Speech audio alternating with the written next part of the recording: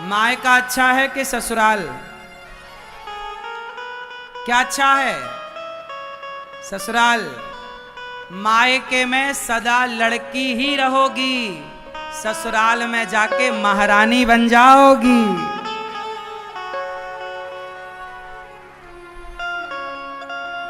ससुराल में क्या बनोगी? मालकिन। मालकिन बन जाओगी। और मायके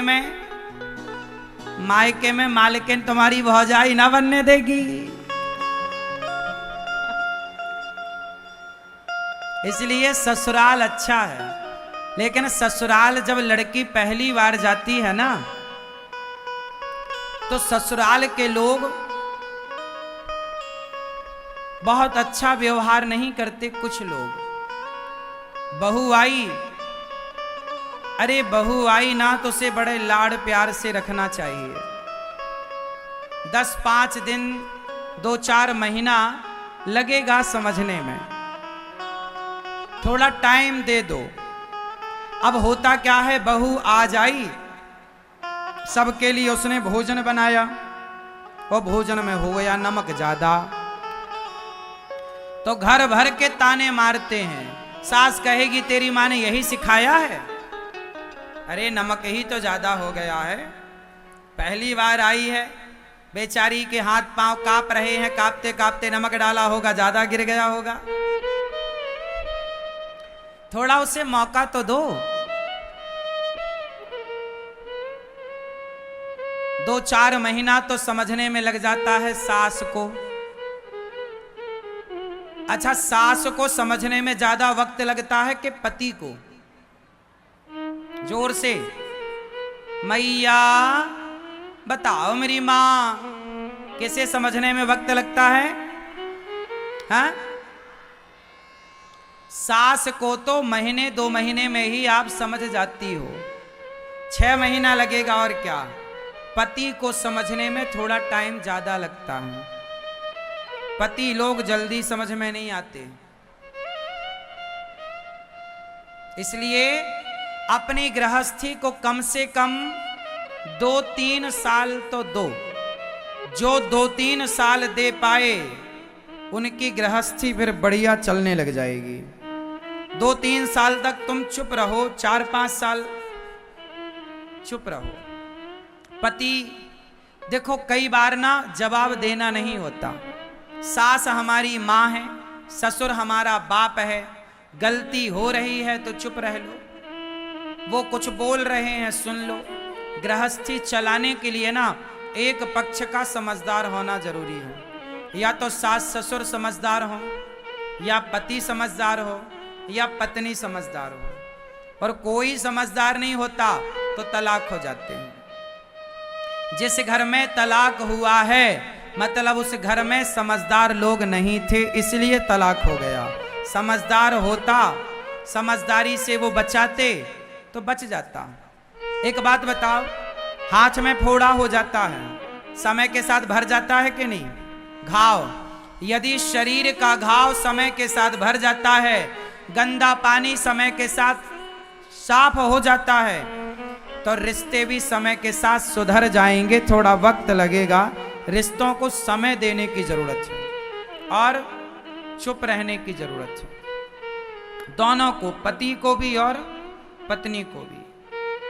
हाँ, जब तुलसी एक जगह से उखाड़ कर दूसरी जगह लगाओ ना, तो 5-10 दिन तो तुलसी भी ऐसी रहती है, पत्ते बिल्कुल कुम्हला जाते हैं, फिर वो पनपती है। ऐसी टाइम लगता है। एक नए घर से लड़की ससुराल आई है, थोड़ा टाइम लगेगा। इसलिए बहू को बहू की तरह ना रखो, बेटी की तरह रखो। सास को सास की तरह ना रखो, माँ की तरह रखो। यदि सास और बहू ये माँ बेटी बन जाए तो घर घर नहीं स्वर्ग हो जाए साहब। हर बाप चाहता है मेरी बेटी खुश रहे। बेटी खुश तो बाप खुश, बेटी खुश तो माँ खुश, सब खुश। इसलिए खुश रहने की आदत बनाओ। और आप जितने माँ बाप हैं आप अपनी बेटी और बेटों को पढ़ा लिखा के डिग्रियां तो दे दिए हो, पैसे तो दे दिए हो, लेकिन आपने अपनी औलाद को, बेटा बेटी को खुश रहना नहीं सिखाया। आप माँ बाप को चाहिए कि ये भी कोचिंग दें, ये भी सिखाओ कि बेटा हर हाल में प्रसन्न रहना सीखो। स्थितियां परिस्थितियां तो बनती और बिगड़ती रहेंगी। परिस्थितियां सदा एक सी ना राम की रही ना सीता की रही, ना आपकी होंगी ना हमारी होंगी। परिस्थितियां तो बनती बिगड़ती, कभी अच्छा तो कभी बुरा, कभी सूखा तो कभी गीला, कभी अमीरी तो कभी गरीबी, कभी कैसा तो कभी, ये सारी जिंदगी चलेगा।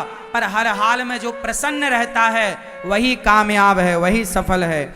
आप अपनी बेटी को, आप अपने बेटे को हर परिस्थिति से लड़ना सिखाओ। अच्छा बताओ, माता पिता भगवान हैं या नहीं? सच्ची बताओ, आपने महसूस जितना किया हो उतना बताना। माँ बाप को भगवान कहना सही है या गलत है? उत्तर दो। सही है? तो आज यदि माँ बाप को भगवान कहना सही है तो स्कूलों में क्यों नहीं बताया जा रहा है कि बेटा मातृदेवो भव, मातृदेवो भव, पितृदेवो भव का पाठ बच्चों को स्कूलों में क्यों नहीं पढ़ाया जा रहा है?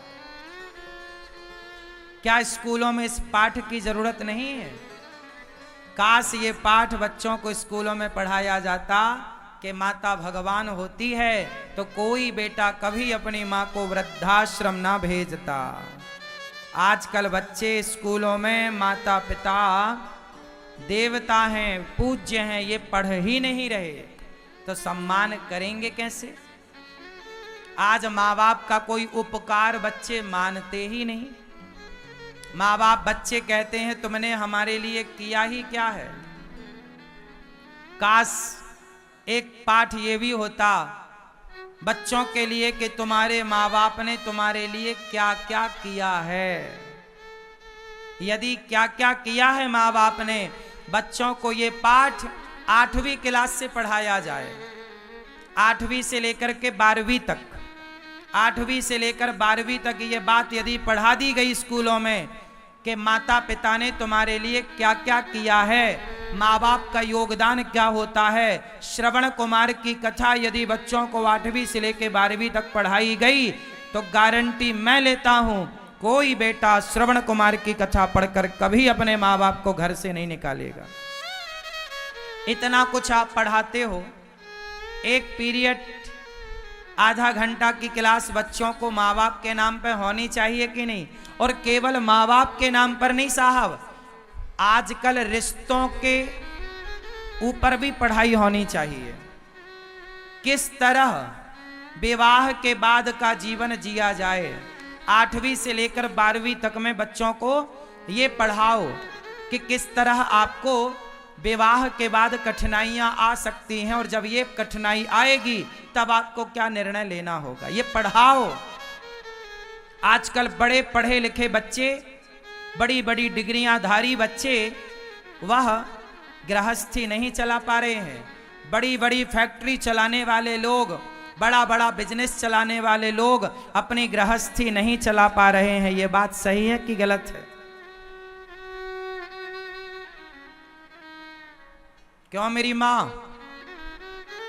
तो गृहस्थी चलाने का भी एक सिलेबस होना चाहिए कि नहीं? 8वीं से लेकर 12वीं तक में ये सब पढ़ाओ कि विवाह के बाद क्या क्या कठिनाइयां आ सकती हैं। यदि ये पढ़ा दिया गया तो तलाक रुक जाएगा साहब। क्या रुक जाएगा? बोलो। तलाक रुक जाएगा। लेकिन पढ़ाया नहीं जा रहा है। यदि बच्चों को भगवद गीता पढ़ा दी गई तो गारंटी लेता हूं क्राइम रुक जाएगा, अपराध भारत में रुक जाएंगे, गीता पढ़ा दी गई तो। लेकिन नहीं पढ़ाई जा रही है, बड़ी विडंबना है। भाई भाई के रिश्ते कैसे होने चाहिए, भरत और राम का प्रसंग बच्चों को सिलेबस में होना चाहिए। पति पत्नी के रिश्ते कैसे हों, यह प्रसंग भी सिलेबस में होने चाहिए। माता पिता की भूमिका जीवन में क्या है, यह भी सिलेबस में होना चाहिए। और आप अपने बच्चों को किस तरह संस्कारी बनाएंगे, यह भी पहले से सिलेबस में पढ़ा दो, ताकि पूरी व्यवस्था तंदुरुस्त रहे, आने वाली पीढ़ी भी ना बिगड़े और वर्तमान पीढ़ी भी ना बिगड़े। अच्छा बताओ, आप लोगों की सबसे बड़ी संपत्ति क्या है, पैसा या पुत्र? उत्तर दो।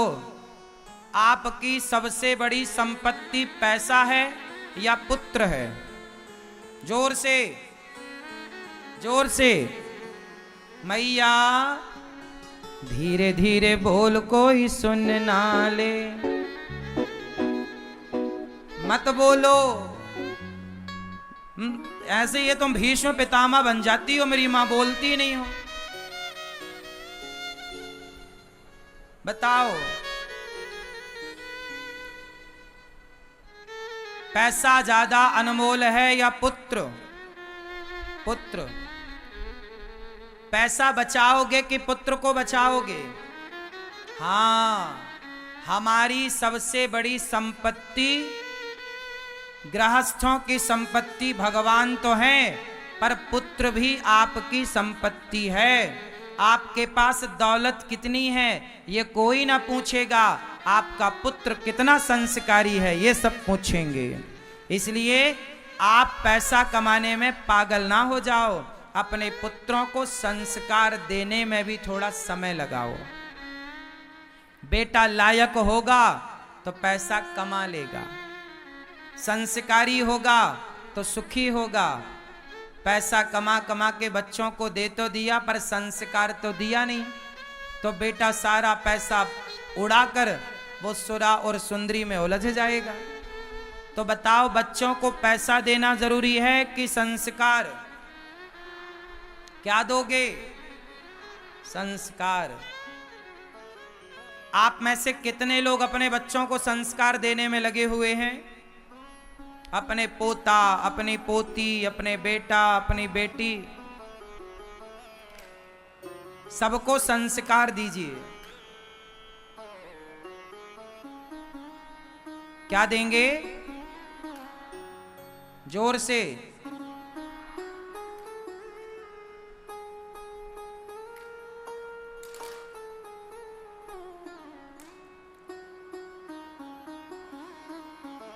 क्या देंगे मेरी मां? संस्कार देंगे। तो आप लोग बच्चों को लायक बनाओ। जो माता पिता अपने बच्चों